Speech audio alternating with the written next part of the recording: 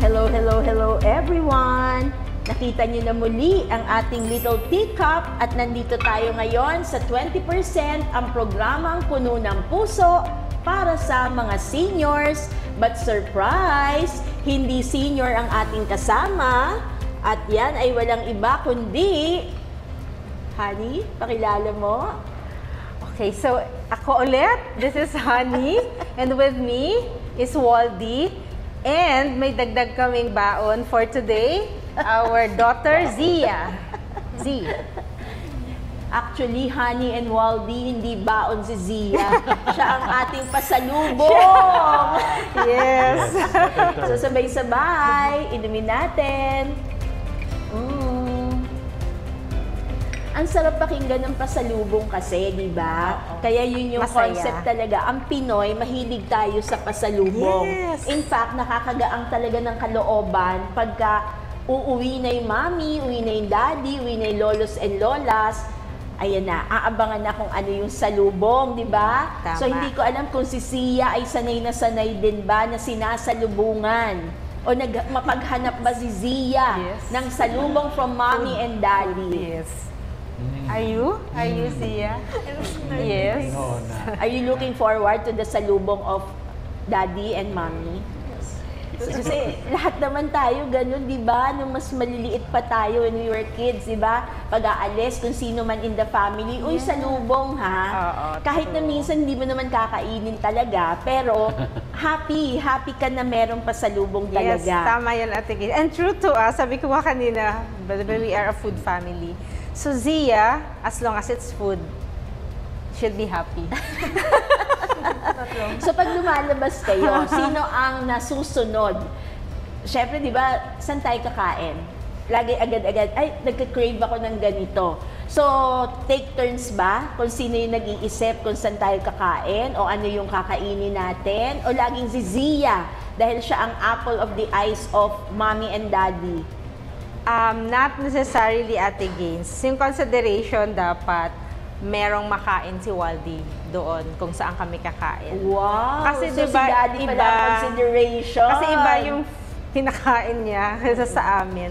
So dapat meron siyang pwedeng kainin kung saan kami kakain. So dapat may healthy option. Kunyari steakhouse. So, kayo na lang muna, kahit ako, okay lang wala akong kayo, basta masaya kayo. Ganun ako. Wow. Pero, syempre, ikaw ang kinoconsider kasi. O kasi dapat pangit naman, diba, na kumakain kami tapos siya nakatingin lang. And magbabayad lang afterwards, diba? pero I'm okay with that, na nakaupo lang ako. Enjoy nyo, okay na ako. Pero di ba sa family, sabi nyo nga, food is an experience eh. Kasi kami sa family, pag hindi magkasundo, lahat may gusto eh. Lahat may craving talaga, lahat yan may opinion talaga. So pag hindi na magkasundo, kasi iba-iba yun. Kung 5 kayo, 5 yun, iba-iba. So meron kaming fallback. Meron talaga isang restaurant na pag sinabi namin, sige, hindi tayo magkasundo, doon na lang tayo. Parang kami lahat, okay, mag-a-agree kami. Kayo bang tatlo may ganon? Yes, meron kaming ganon. And it's always Japanese. Japanese. Oh, so si Zia talaga ang taste buds niya, pang-Japanese din talaga. So alam niyo ba sa isa't isa yung kahit hindi mo tanungin, ito gusto niya. Meron kayong ganon? Sige nga, Waldy, anong favorite ni Honey? Ako, marami. Steak. Steak, beef. Ano pa? Ramen. Shrimp. Shrimp, yan. Si Zia naman, anong favorite naman ni Daddy? Salads. Salads. Consistent Yes. talagang healthy talaga options talaga ni Waldy talaga. So anyway, food na food ho talagang pinag-uusapan natin kasi nandito pa rin tayo sa serye natin ng Recipe for the Soul. At nakakatuwa, the last time ang pinag-usapan natin is Recipe of Marriage. Diba? Na talagang nakatulong ang mga sinabi sa atin ni Waldy at ni Honey. So, about Zia naman. Ilang taon na ba si Zia?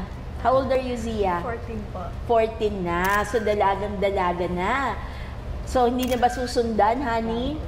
I think, Ate Gaines, Pwede. pwede. Mamaya. In whatever form. In whatever form na ibibigay ni Lord. No? Zia, you want a sibling? Ay, no. po, no po. No talaga. Happy ka na on your own. Yes po, I would like no one to fight over the food. Food talaga. Foodie talaga to no? So ayaw mo may tatawag sa iyong ate. Ay, wag na po. Pagka wala ng kasunod, wala ng ate, di ba?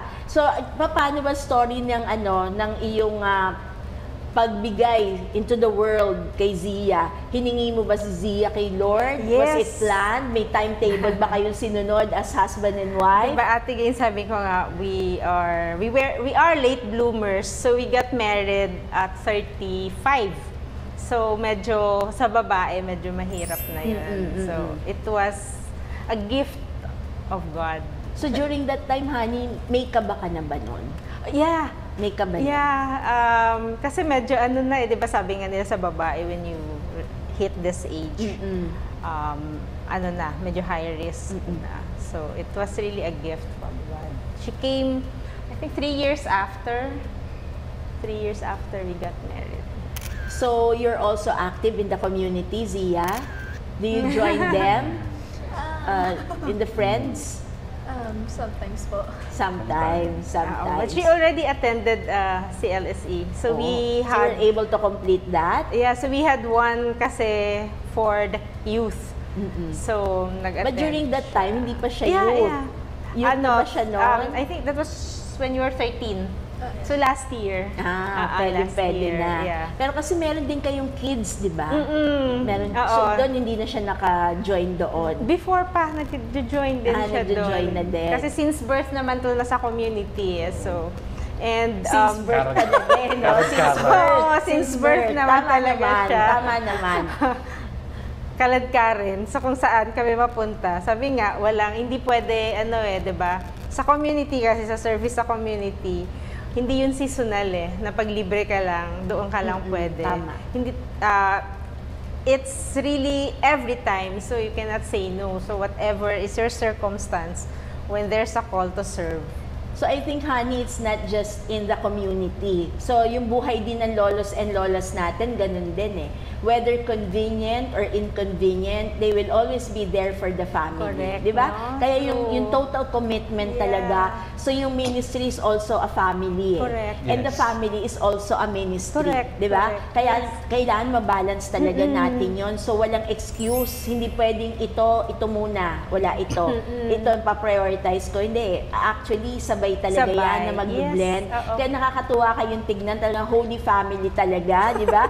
Hindi lang Holy Trinity. So, holy family talaga. And that's your school? Ay, oo nga. So you want to say hi to your classmates and to your teachers? Nahihiya no? Di ba may mga run by the sisters yan, ang Holy Family? Kasi nagbibigay din kami sa kanila before mga recollections. Kanila ba yung talyeres? Yeah, hindi naman. Hindi But naman. the school is Malapit beside lang. Talyeres. Okay. Malapit, same katabi lang vicinity, sila. Same vicinity. Pero I think yung lugar Yun nyo, ba? pang foodie talaga yan? Ganun ba? Ay, Yung area? yung area site? ng school, since it's in Maginhawa Street, so talagang tabi-tabi yun. So, totoo Mga yun. food. Talagang, kasi dati nakilala sila for the community pantry. Ayan, Nalala doon nga nyo, po di ba? yun. Yung street na yan, Oo, it was oo. known for the community Oo, pantry. doon yun talaga, Diba? si Maginhawa. So talagang ang food talaga anywhere you go. Sabi nga, mag-prosper talaga sa negosyo, lagi pagkain. Kasi lahat ng tao maghahanap at maghahanap ng pagkain. Kaya lang, syempre, detrimental to our health. Yes. So, si Zia, gusto ko malaman, ano ang favorite mo sa mga Honeylicious products ninyo? Coffee jelly po siguro. Wow, makadadi to. Kasi yun ang food sila. Pag food naman, pag food. Spinach tarts po. Spinach tart. Favorite ko din yun. Yes. No? Kasi doon kayo famous din di ba? Pagka kayo yung may pinakamasarap na spinach tart talaga. So, ang sarap-sarap talaga. Let us praise the Lord and give Him thanks. Ayan. So, nakikita natin ngayon, alive na alive, ang kalarawan ng Holy Family. In a little while, makikita nyo sa screen ninyo yung picture ng Holy Family. It is an old painting, an ancient painting na nakakatuwa kasi medyo kakaiba. Kasi nakikita ninyo dyan sa picture ninyo sa screen na si Mama Mary nagbe-breastfeed kay Jesus. But at the same time, busy din naman si Saint Joseph. At saan siya busy? Hindi sa kanyang carpentry work. Busy si Saint Joseph extending his hand kasi nagluluto. Kasi kailangan niya i-feed yung kanyang anak at ang kanyang asawa. And I think ganun din yung story nitong family na ito na for them, food is an experience na talagang may kanya-kanyang role di ba? So gusto ko muna makita dun sa ministry. Kung musician si Waldy, ano naman ang role mo sa ministry? Oh, so currently I'm with the Friends at Work. So we have this ministry within the community that caters to the working group. So we call that ministry Friends at Work. So we do also... So iba yung timetable nyo dyan. Oo. So, and also we do CLSE's Catholic Life in the Spirit Experience, but exclusive for the working group because the objective is to bring Christ to the workplace. Kasi yun yung lagi nating, di ba? The more na we should penetrate the workplace kasi doon yung busy. Doon busy lahat. So doon yung kinukuha yung oras ng mga tao. So medyo it's a challenge. So dun sa Friends at Work, you have to consider the time ng mga employees kasi So di ba? Hindi naman lahat yan boss na pwedeng sila yung nasusunod, no? That they call the shots. Pagka empleyado kasi, syempre may sinusunod, may biometric siya, may kung ano-ano. So kasama yon, yun ang role mo. And also that's why also at the Games when we do CLSEs for the Friends at Work, we do it in Tagaytay talaga. Because for the chapters dito lang yun talaga sa Manila But for Friends at Work, we do it in Tagaytay kasi we want to parang relocate them, parang tanggalin mo lang muna sila dito sa kabisihan ng city or ng workplace. Parang place of stress. So, Medyo ganon. Kaya dinadala talaga namin sila sa Tagaytay. So doon yung CLSEs and of course yung formation iba din at yung timing nga, 'di ba, yung weekly na fellowship iba din yun kasi iba din yung needs. So yung sa Friends at Work, nakaka-join din si Waldy doon? Or more on sa CLSE. CLSE. But on a regular basis, mas dun ka sa mga activities sa mga chapters. Ang chapters niya ay all over the world. we have so we have in Middle East, we also have in the US pero starting pa lang. And in Luzon, of course, Metro Manila and nearby Rizal and Cavite. Bataan. And we have in Bataan also and in Visayas. So madaming chapters in Cebu. Dami ng chapters. Visayas, Bohol and Bacolod. So we have in Negros also. Ano yung pinaka-baby ninyo? Pinaka-baby bagong chapter ninyo? Yung current, I think the latest is in Kabangkalan, in Negros. So kasi nag-start lang yun sa Bacolod, sa city mismo, and then napunta sa north, and then sa south naman yung Kabangkalan. Yung Kabangkalan kasi remote area na yun? It's from the south. South siya. So from Bacolod, it's I think around 75 kilometers. So pa-south po yun. So si Waldy ba, nagpa-practice ka ba sa bahay? Yes, so definitely. naririnig ka ba ni Zia? Oo. Hindi ba siya nagjo-join sa'yo? Ano ba instrument? Meron ba? Dati nag-ukulele siya, sumasali-sali sa akin. Okay. Pero, siyempre, kung minsan, nadidistract. Ano ba yung... Ano bang passion ni Zia? What do you love to do? What do you love to do? Aside from eating, of course. Wala naman po just watching movies po. Movies talaga. So Netflix ka ba? Korean ba ang pinapanood? Ano ba mga likes ng mga teenagers like Zia? Hindi po ako sure. Pero animes, no? Anime. Tapos, meron siya yung ang fear namin dati, yung puro internet kasi mga bata. So, hindi nakapagbasa or something, puro visual. Pero natuwa ako nung lately, nagbabasa siya ng mga web novels. Web novels. Wow, so, galing medyo okay na ako doon kasi binabasa. Oo, tama. So, words, as in words talaga. Nagpa-function yun. Tama. So, talagang mukhang wide reader kasi nakasalamin talaga. Kanino nagmana? Hindi kayo mga Bata pa siya. Ako, reading. Journey din yung mga gusto niya, Ate Gainzy. Along the way, nag-iiba-iba. So, she took up voice class before, nung bata pa siya, kasi gusto niya kumanta. Wow. Nagpaturo siya. Ano ang mga piyesa niya? What did you sing before you were such a kid?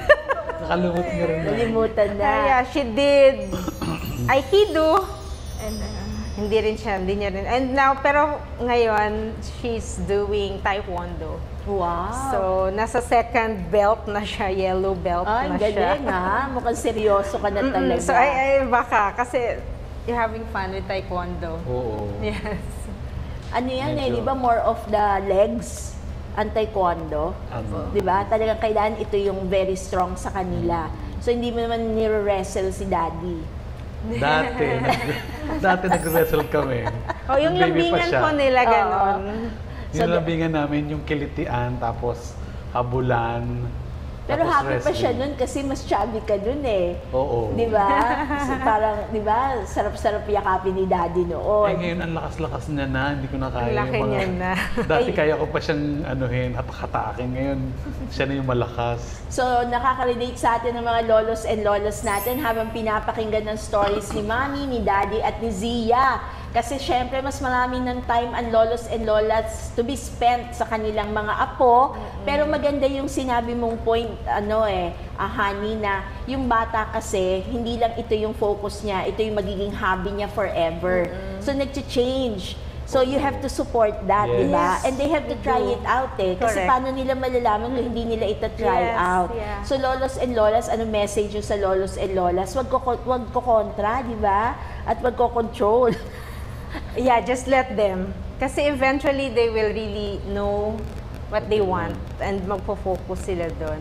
We always been supportive. Kahit anong gusto, there's a period na mag-gather, mahilig sa books. So we would buy. Sige, wag tayong magtipid. Basta books, go lang. We would buy books for her. So, until such time na mahanap talaga kung ano din yung gusto. Kasi sila din mismo, ano din yun journey din nila yun, hinahanap din nila yun on their own. So, tama. rather than i-contradict natin or i-criticize yung kung ano yung mga gusto nilang gawin, might as well support them until such time na mahanap talaga nila yung gusto nila. So, very supportive si Mami no? So, paano naman, Waldy, ano naman masasabi mo sa lolos and lolas natin na sobra naman nagpupush? Meron ganun din tendency, di ba? Whether parent or grandparent, hindi support, kundi pushy Sa akin naman. kasi, nag-observe ako rin, tas research. Kunyari, mahilig sa ganito, magbabasa din ako. Tapos, para kung minsan, may reference siyang sinasabi, kung minsan na alam ni Mami, alam ko yan, mga bago, mga terms, mga latest sa anime. One time, nagkagusto kami parehong anime. So, nanonood kami pareho. Tapos, in-indulge ko minsan sa 80s na mga films. E.T., Indiana Jones, Star Wars. Na-enjoy naman niya. Na-enjoy niya. Na-inlove siya sa Star Ganuti na Wars. lang. Mas ano sila. Nung pandemic yon. Tapos ngayon, ang interest niya is filmmaking. Wow. So yun, as of now, yun yung gusto niyang kunin sa... So sabi ko, mass communication, para lahat ng lahat ng discipline sa filmmaking. May konti kasi akong alam sa mga films, mahilig ako sa films. So, ikaw yung creative side, Yes, ano? mas sila po. Parang nasa iyo yung creative side. Tapos nung time ng pandemic, yun yung nanood tayo ng ganito, para first time nang manood ng Indiana Jones. Tapos mamaya, meron pa yan, anak, meron pa Star Wars, kinumpleto namin yung Back to the Future, mga ganon. So nagustuhan naman niya. So mukhang talagang pamilya talaga kayo. Mukhang magkakadugo talaga kayo. Kasi yung likes and dislikes, no? Parang nagkakahawig talaga. Kasi bihira naman talaga sa bata, yung ma-enjoy niya yung 80s. True. Actually, Diba? ito. Maybe yung 90s, Old soul pero po. siya 80s, She's imagine. an old soul. So you're talking about movies. Even How about music. music? Ate O Gaze. yun, I was about to ask that. Yeah. Appreciated niya? Anong sa mga music ng panahon natin yung gets pa niya. Ikaw, ano yung gusto mo? Ano yung favorite mo latest? Hindi ko alam. Nagkasuggest ako sa kanya ng mga, ito ka, May playlist. Tapos nakikinig ako sa music niya, tinatry kong, pati parinig nga, ganun. So, i-play mo nga anak sa YouTube, ganyan. Tapos na-appreciate ko rin. Tapos sabi ko, kasi usually, pagka yung mga ngayon na music, may mga, napansin ko lang, yung mga latest ngayon na music, parang old. Yung, uhaw, tsaka yung, ano ba yun? May isa pang, yung Sunkissed, Pasilyo. Sabi ko, parang mga luma to, anak. So, tuwan-tuwa naman ako. Sa totoo ba, yung uhaw na yan, luma na ba yan? Hindi, lumang style. Lumang Pero style. bago siya, mga bata. Mga batang okay, gumawa. So, okay. na-appreciate ko din yung mga music niya. Sabi, tapos nag-play siya. Sabi ko, ito parehong kanta, 1990s. Pinaparinig ko sa kanya. Eventually, nagustuhan niya rin yung ibang old songs. So nakakatuwa parang talagang hindi lang yung food ang experience sa inyo. Parang being a family is really a journey for the three of you. Kasi nag-journey kayo together, no, na ini-explore kung ano yung mga wala pa, na-explore, tapos ano may nandyan, ino-offer nyo, tapos nagbe-blend naman siya talaga sa lahat. Tapos, sorry, Sure. Ate Gaines. Ito yung time ng mga bata na ano siya, yung sa kwarto lang. So may time na andun lang siya sa kwarto. So naintindihan ko rin yun kasi nung bata ako, at this point ng teenage, gusto ko rin mag-isa, ayoko masyadong. So tinatry namin mag-socialize. Mag-socialize sa magulang, ayaw sumama. Dati, mami, sama-sama. Ngayon, sama ka anak. No.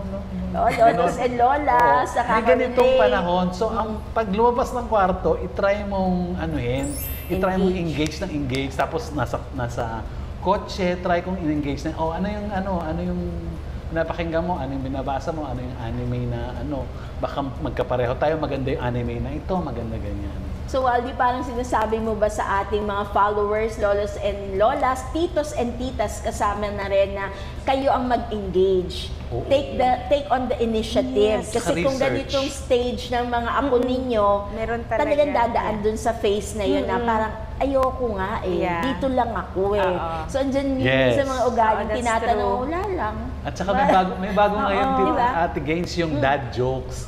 So, Ano yan? Sige. yung dad jokes, yun yung jokes ng mga daddy na sobrang corny na sa kanila. Okay. So, pag nag-joke ang daddy, masyadong old reference, tas hindi sila tatawa. Correct. So, parang hate na generation na, dad joke. Tapos Ako tuloy pa rin magre-react sila na Ganon, So, ako diba? naman, go na ng go, bahala kayo, basta papatawa ako dito. Para lang magkaroon lang ng communication, Yes. di ba? Kasi if you stop, pareho, magkakaroon ng blank space, magkakaroon ng gap na tinatawag, di ba? Pero lalagpasan naman yun, di ba? Ma-overcome naman yun. And then, so aabangan natin after 40 ni Zia, siya naman na magiging madaldal. No? Siya naman mag-reach out kay mommy tsaka kay daddy. Yeah. So, nagulat ako kasi one time, honey, hindi ko maalala kung paano na mesmerize ako sa isang work of love ni Zia. So, hindi ko talaga maalala paano. Pero ang naaalala ko, ayan, nasa screen po ninyo ngayon, nakikita ninyo yung image ni Blessed Mother. So, hindi ko ma-recall paano yan napunta sa section ko. I think I posted it. Sabi ko nga, between, both of us naman are stage parents. So we would always support whatever, we will always be proud of whatever she did and is doing. So, siguro kwento mo later kung paano yon. Basta, I posted it on my wall sa FB. I think nakita yun mo or ni Kuya Noel. And then, so yun.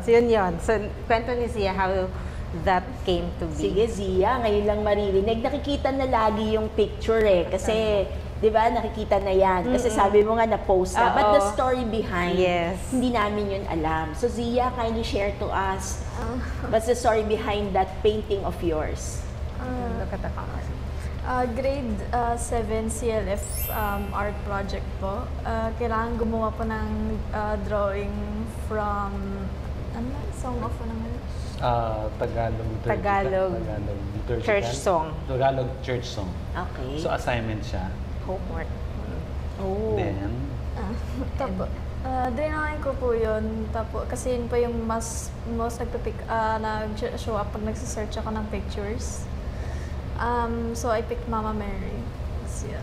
What's the song behind it? Because you picked the song. Saan na? actually kasi di ba nasa ministry ako. Eh, sabi niya, church song na Tagalog. Ito anak, puso ko yung nagpupuri. I-drawing mo. So ako yung nagsuggest sa kanya.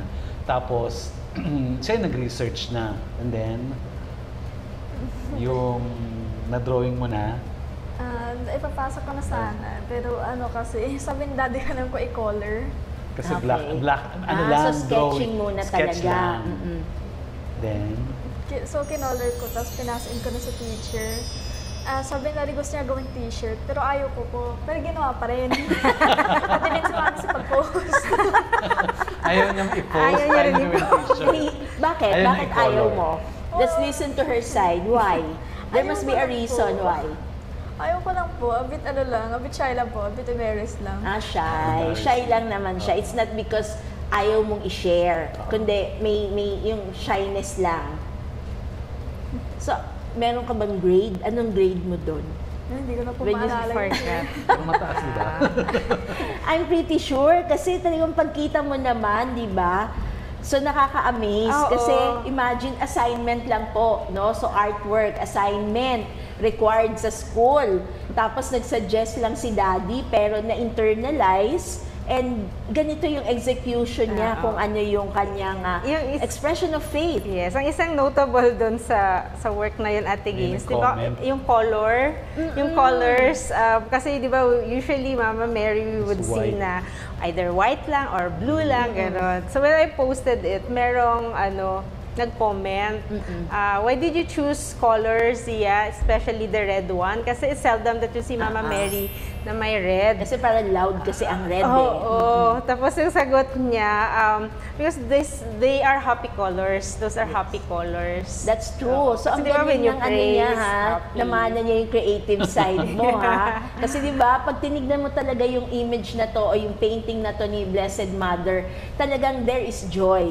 Kasi the song behind it is ang puso ko yung nagpupuri o yung Magnificat. Di ba? That's the title of your drawing, no? So imagine, pagkita mo pa lang, nagsasalita na yung si Mama Mary.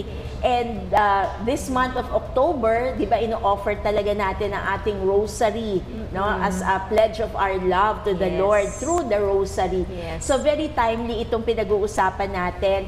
It may be about the recipe for the soul, and I guess the Blessed Mother is guiding us. Di ba? Kasi homemaker Always. siya, talagang builder of families na we run to her in moments of needs, pero in moments of joys din naman, nandun din naman tayo, sa kanya rin tayo tumatakbo. Correct. Para i-lead din niya tayo sa ating Panginoong Jesus. So, nung nangyari yon na pinagawa nilang t-shirt, hindi ka naman nagalit sa kanila. Hindi mo naman sila, walang ganon, walang ganon. Wala naman po. Pero sinuot mo ba yung t-shirt? Ay, You did. You have pictures pa nga, diba? Which I posted. Anak ko, out of Yeah. love lang for mommy, no? Out of love for mommy. So talagang ano yon, wide range. Hanggang saan ba nakarating ang t-shirt na yan? Oo, ang daming, kasi ang daming din nag-orders after nun. So, ang daming, nakarating na siya kung saan-saan. Actually, honey, ang natatandaan ko nun, hindi naman about selling Hindi yun Kundi yung hindi, people were actually. clamoring Yeah, na kasi they like pengi it. naman, pengi nung Oo. painting, pengi Oo. nung picture. Tapos naisip nyo nga, teka muna, hindi naman pwedeng pinamimigay yung picture, di ba?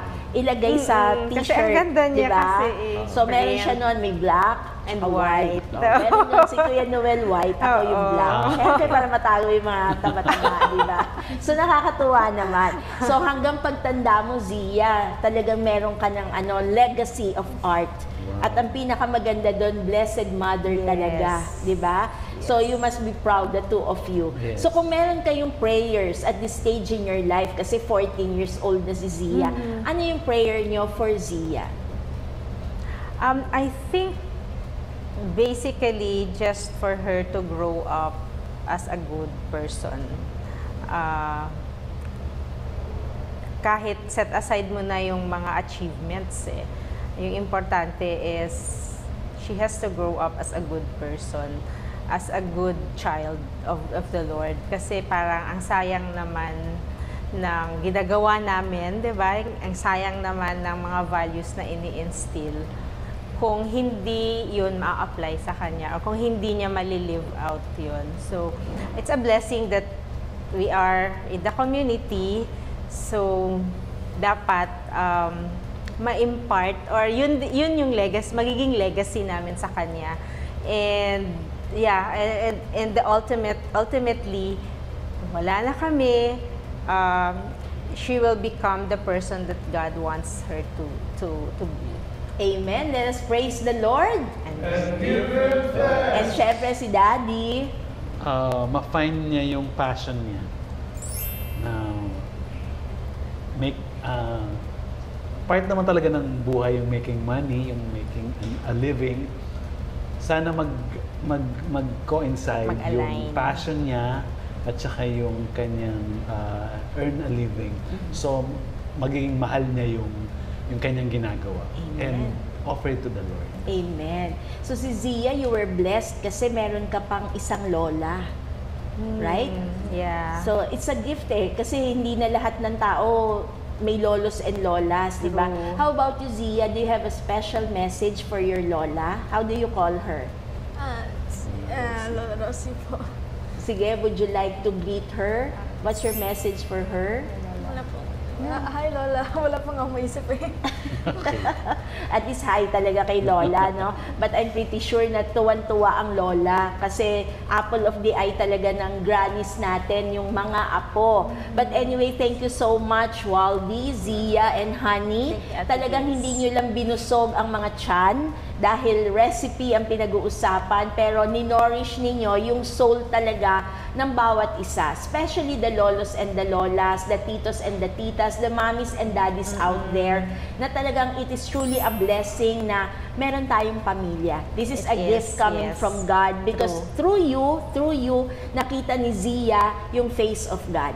So dun una nakita ni Zia who God is in her life. Siyempre, hindi naman katiketical ang baby. Hindi pa pwede ikatika isang baby.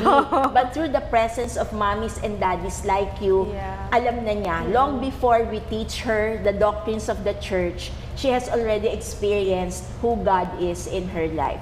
So congratulations, thank you. At syempre, hindi tayo maghiwa-hiwalay sa episode na ito ng Recipe for the Soul na hindi tayo nagdasal together. In the name of the Father, of the Son, of the Holy Spirit. Amen. We praise and magnify you, O Lord, the Most High, for in the fullest of time, you choose the humble Virgin of Nazareth as the mother of your only begotten Son. By the intercession of her prayers, we beg your blessing upon our daily food and drink. May they sustain us in our journey until you bring us the eternal joy of heaven, where Jesus is King forever and ever. Amen. Let us praise the Lord. So thank you so much at magpapatuloy pa tayo sa susunod na Monday para dito sa ating programang 20%, programang puno ng puso para sa mga seniors. We'll see you again next Monday.